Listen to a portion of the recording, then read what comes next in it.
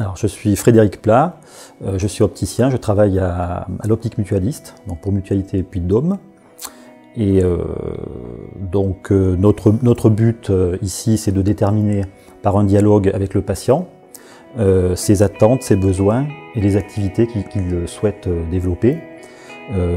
Découle de ça en fait l'essai après d'aide optique qui se présente sous différentes formes. C'est souvent des systèmes grossissants, donc la plupart du temps des loupes et des systèmes électroniques, mais aussi des fils thérapeutiques qui ont une double fonction, celle de protéger du soleil, de l'éblouissement, mais aussi d'améliorer les contrastes.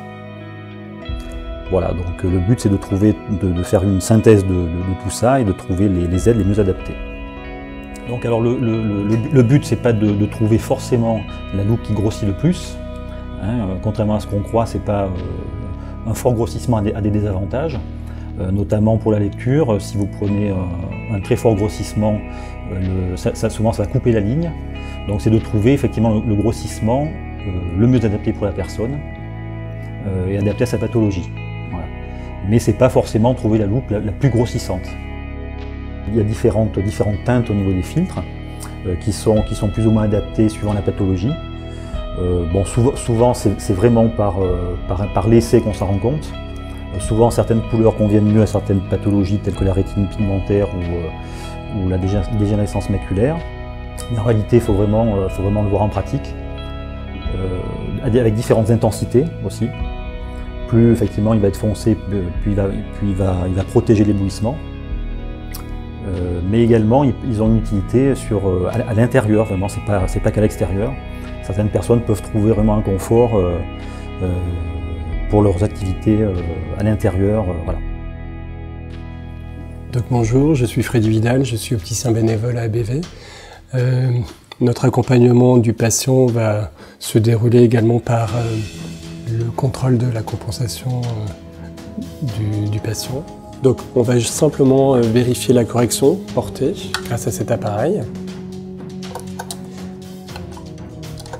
qu'elle correspond bien aux valeurs qui sont notées dans le dossier, et nous allons vérifier les performances visuelles grâce à cette lunette d'essai en plaçant les verres correspondant à la correction afin de mesurer les performances restantes pour le patient. Grâce à la connaissance de ces performances, nous allons ainsi pouvoir définir le besoin de grossissement et donc pouvoir essayer soit de systèmes optiques, soit des systèmes numériques qui vont permettre un grossissement beaucoup plus important. Bonjour, donc moi je suis Cynthia Dubourgneau, je suis opticienne bénévole également au centre de Basse Vision. Donc on vous a parlé tout à l'heure un petit peu des éblouissements et autres que les personnes malvoyantes sont susceptibles d'avoir. En fait, il est également important de parler de l'éclairage.